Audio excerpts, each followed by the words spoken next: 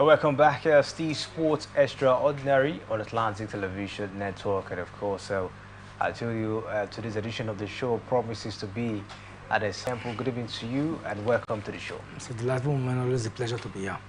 All right, let's start the show with tennis.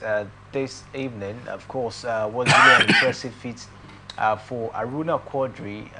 The man, of course, regained his title as African top-ranked player, surpassing AJ Pumasa in the latest ITTF World rankings. And Aruna now ranked 18th globally, climbing from 19th. That's why finishing as runner-up at the 2025 ITTF African Cup. Strong performances in both table tennis tournaments, including reaching the World Table Tennis Contender in Doha for the second consecutive year, contributed to his rise this time around. Him achieving such height. I'm also very particular about his run so far. He was able to get to the WCT, semi-finals, and then he was knocked out by Chegwin. We also saw how he was able to get to the finals of the African Cup. He lost that one to Omar Asa. So all this made him outstanding, and of course, achieving that height was because of his the caliber of players he played en route to those eras. So for me, I'm just particular about getting to see him, display more. Omar Asa, the point difference isn't much, so he needs to win more games, and he needs to go deep into more contender series. That's the only way to continue.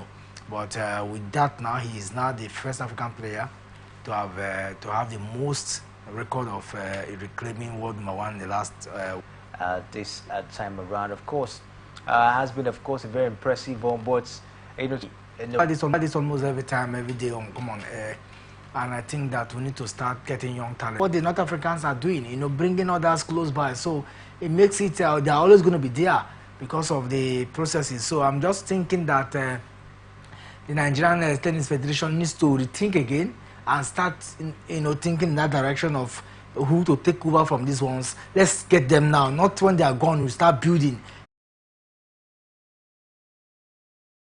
Djokovic, he's achieved everything, and so it's part of the legacy they just want to keep. And the moment that was approved, rectified, it has come to stay. Now the thing is, in the last few years, they've seen some inconsistencies in prize money. Their quest is, can we get the welfare of the athletes, tennis in this regard now, equalized in some of the Grand Slam, as according to the response or reactions from the WTA and the tour managers, they've come out to express, and rightly too, that yes, we have a quality syndrome now in the prize money attached to some of the Grand Slams, like in the Wimbledon, who started it. There is a prize money equal. What you get is what you get in both the female and the male. Same too in the Australian Open too. I'm sure that even in the French Open and maybe the US Open is also same. So I think that at that level, maybe the equality has been done. What about other areas? But what necessitated this particular one was the doping saga, that transpired between Yannick Sinner and everything that played out. So look at it. What is given to the geese is not what's given to the gander. So that's what they're advocating for. Inconsistencies. The rules are the rules. Procedures are the procedures. What is given to one should be given to the other if such force a victim or prey. But regardless, I think that they have gone to court formally to register their matter, and then the court will now interpret some of these legal sentiments. But for me, what I believe is it is one thing to go to court. It's another for them to have their claims. It all depends on how the court looks at it, but I still feel that the WTA and the ATP are saying that it's not a good road that they have taken. The road is divisive. It doesn't matter what they think. One thing striking is that the players have rose up to the occasion and they have filed. It's now left for them now to respond to such petition, and then we'll see what will happen from them. The governing bodies view the PTPA's legal action as decisive and counterproductive, while the PTPA insists reform is necessary to protect players and the sport's future. Let's just see, of course, how this one will go. Will they get the opportunity of making this one, of course, their own, or getting to win this one ahead of the tennis bodies. We just have to look at it, of course, just like you have there. There have been a whole lot, going on, and I think the players really want to, of course, stand for their rights and make sure everything, of course, is upright as it stands. Let's quickly stay away from tennis as we take a look at all the interesting issues coming from the beautiful world of sports. It's all about the second standard for the Nigerian women football as we stand. Some games are really on. So we're trying once again to see if we can get some up for the results for you. But as we look forward to get the results coming from the Nigerian Women Football League, let's quickly take a look at what's really happening in the President Cup, because some games are also on. Rivers United, they've seemed, of course, to start so well as they beat Barrow FC by 2 goals to 1 today in that encounter. Rivers United putting up a very impressive performance in the Federation Cup. Yeah, 2-1 win against Barrow FC is expected. The person felt that they shouldn't have a clean sheet in that one, but I think that they've been able to get that. What matters is for them to qualify to the next round, what they have done. And of course, we saw another interesting result coming in. This time is Nasarawa United. Looking forward, of course, they had a very impressive performance against Flight FC, ended 2 goals to 1 in that particular encounter, and of course, beg your pardon, 2 goals to 0 in that encounter, and was really a lovely performance. We saw one game producing high number of goals, and that's the game, of course, between Crown FC. Talking about Crown FC, we had a very high number of score. Crown FC and Northmas FC ended 7 goals to 1 in that particular one. We'll try once again, of course, to see if we can bring you some of the results in the President Cup so far. But Temple, what do you make of the way the competition is actually going? I think in terms of the manner at which the FA Cup is really struggling, Babe, Interlagos. I mean, some of the big names have gone through. More of the MPFL clubs who are here, maybe from the round of 32, we'll get to see giant killers, okay? The likes of Basira FC qualifies, surprisingly. So maybe we'll get to see some NNL teams. Currently, see NNL teams are there, currently see are there, and so Interlagos was one of the fantastic teams we saw. Just maybe we'll get to see them again. So at this point, it's about we're going to see more of players too from the top tier teams. The MPFL team will slug it out on who goes through. It is really getting interesting down here as we'll see Rangers, they beat Kano Pillars by 1 goal to 0. Enugu Rangers hosting out, Kano Pillars at this stage of the competition. Yeah, I mean, it's cup competition can be very funny. I think Rangers, they knew what they wanted and they went for it. The good thing about it is that Solution FC beat Eagles FC 2 goals to 0 we saw in that particular encounter. Gombe United beat Assembly of God by 3 goals to 0 in that one we saw, and the likes of Ocean United, they beat FWC by 2 goals to 1 as well, and Warri Wolves, they beat Rebros FC by 2 goals to 0. These are, of course, some of the results we saw in the Federation Cup. We'll talk more, but we have to move on now as we'll take a break. Or we'll come back from the break.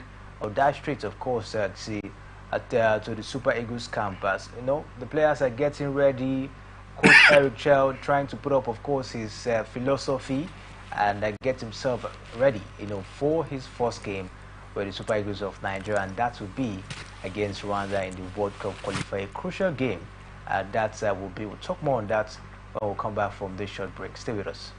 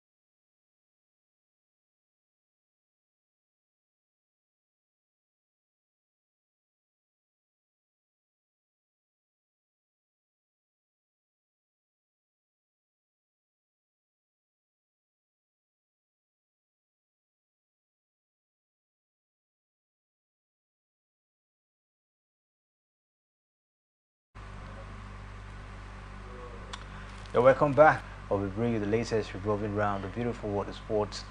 This is time to talk about the Super Eagles of Nigeria. All eyes, of course, are on the Eagles because it's going to be an interesting one this weekend against Rwanda. So everyone is talking about the Super Eagles of Nigeria, how prepared has arrived the Super Eagles at this Blue Hotel camp in Kigali. His is expected to be part of tonight's training as well. And the Super Eagles will have a feel of the Amaharo Stadium tomorrow. They will face the Amofobi at the same venue in the 2026 FIFA World Cup qualifying March the 5 encounter on Friday. Yesterday, we saw the first training section. I don't know if you have what was, the pattern, what was the atmosphere in terms of the first training section between Eric Chell and the players? Yeah, we watched some of the clips on socials, and so I think that when it looks more like the camp is a little bit calm. Maybe not because it's good that they had to go away from home first, so the activities are limited to our knowledge, except when the ones that we get to see on YouTube and all that. But I think that Chile is doing so well. Chile want to really get the players' confidence, instill his philosophy, have more time to connect with them. That's what I've seen so far, which is fine. And then maybe from today they'll do some understanding play and there's some tactical, blends. If they can do that and it rhymes well, then tomorrow possibly they'll do more of light work and more of indoor trainings. These are the intentions. What matters is from now to Friday, from now to tomorrow, they should have done a lot of work. They don't really have time, but they are fit. So if players are fit and you can just blend them the moment, then they can give you what you want. So hopefully, I think that Chile should be able to get to see this one done. What tactical approach do you expect from Coach Eric Chell in this encounter? He's a forward-thinking coach. He's a man who loves coaching. If you watch the Super Eagles game from now, you will always know that the challenge that we've had is it's more of what's it called? More of we don't score goals, so that has been the bane of the team. So maybe we'll get to score more goals, and we have prolific attackers. If you can use them to get goals, that will be fine for me. Talking about getting goals, we talked about the midfield being selected by Eric Chell. We understand that the midfielders he actually called are mostly defensive midfielders, and we need goals. You can't get those goals when you don't have the opportunity of scoring. A lot of persons have not been that pleased, or some have their reservation about that midfield. What do you make of the midfield for the Super Eagles of Nigeria ahead of this encounter? Well, it depends on the tactics. I'm sure that he studied the players, he studied how we play before now.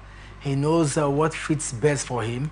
So football is revolving, and so sometimes you don't expect to get these creative midfielders to get it done for you. You can still use the attackers. If you have more good attackers, get them to play what you want, and then get them. If you have midfielders, you can also convert those defensive midfielders, to getting you what you want. It just depends on the philosophy of the coach and what one work better for you. So I will not judge him for deciding to get more of defensive midfielders instead of attacking midfielders. Over time, it's been difficult to really even create that midfield. So we've talked about it like it's like a fairy tale. Since the likes of Mikel or J.D. Okocha left, it's been difficult. So I think that football has really evolved. We've seen a lot of dynamic tactics that can help you achieving your result, whichever helps him. I mean, the Malian team, how many midfielders are there, when he got them to the quarterfinals? So basically, semi-finals, beg your pardon. If he can do that, it's I just feel that it's about the players, what he wants them to do, and that's where the tactics lies. If you say play like this, play diagonal play for me, have it all going, from the wing. It all depends on how he intends to play. If it's a 4-1-3-2 formation, anyhow that fits the team, I think it's left for him. But what Nigerians want is whichever formation and tactics are going to play should be so that we blend. Let's have good football and let's get goals. We get goals and win matches. Nigerians don't bother about tactics. All right, let's see how this one, of course, will pan out. Let's hope that Eric Chell will be able to do the needful, because the Super Eagles of Nigeria, they are really in a very dicey situation. They have to win the game against Rwanda.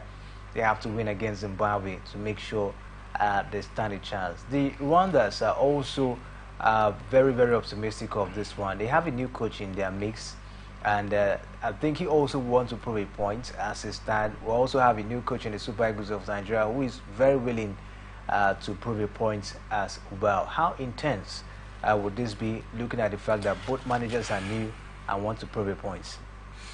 I mean, they need to prove a point. I mean, you cannot, there's nothing you tell Nigerians.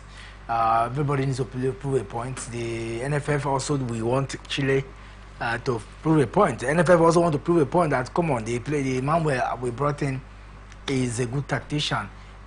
So everything is, everybody are watching.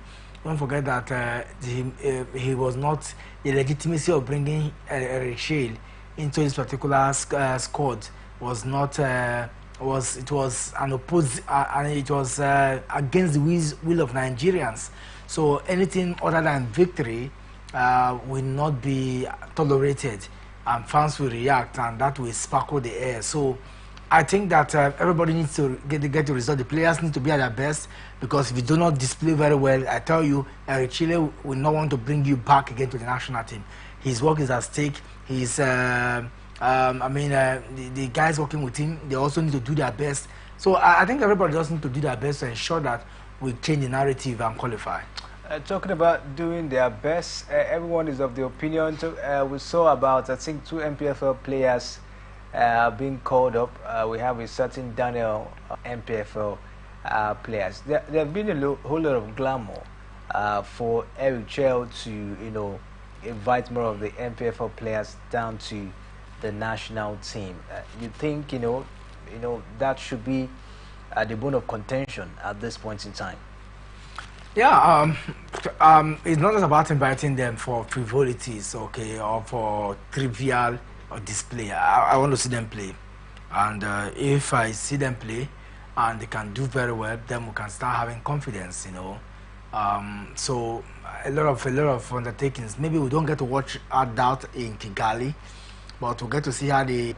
And Thomas Tuchel's England squad has sparked debate, with some seeing it as a backward move. He had been out of the spotlight since March 2024 after his brief and controversial move to Saudi.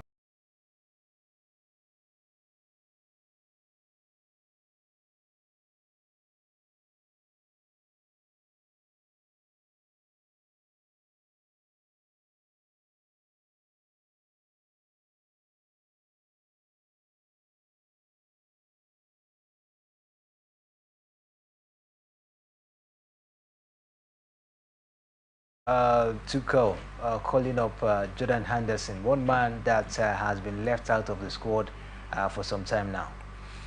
I think he needed an experience. Even if the team already has an experience, he felt that he's a serial winner. He needed to get him in. He needed to see how far he would blend the experience. He needed people who have won trophies, who understand what to win trophy, because that seems to be the near success syndrome of the Three Lions has been the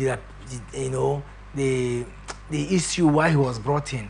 So I think that he needed those persons around the team that will push the young ones and even the more experienced ones to come on and achieve it. So probably that's why I see no reason why a man who has a distasteful character, according to the fans of England, will be brought back. That was not a popular decision, but he has to abide with it, because I'm sure he's the coach. He knows what he wants. All right, let's see how it goes. And still talking about Tuchel, is it the man that will change the narrative for England? They've been looking for a title for so many years now, and yet they've not been able to lay their hands on the title. Gary Southgate came and tried his best, took them to so many finals and semi-final, but was unable, of course, to give them a trophy. Do you limited by ideas when it matters, and I think that Tuchel understand what it. And we can't go without telling you who our sports thriller, our sport extraordinaire is no other than Aruna Quadri. Becomes the most ranked #1 in the last 10 years in African table tennis. Impressive record. You will see, of course, for Aruna Quadri, and we hope he continues with this impressive feat going forward in his career. That is show this evening with Ekbo Temple. We'll be back tomorrow for another exciting edition of Sports Talk. Do want to join us as it promises to be another exciting time talking sports on Atlantic Television Network. Don't forget, Sports Talk comes your way tomorrow by 7 a.m. 7 a.m. in the morning. Over here to bring you the latest revolving around the beautiful world of sports. You can go down to different social media handle, Twitter, Instagram, YouTube, Facebook. The conversation continues right there. Don't forget, peace and unity are always the pathways to progress. My name is Kingsley Manuel. Thanks for watching.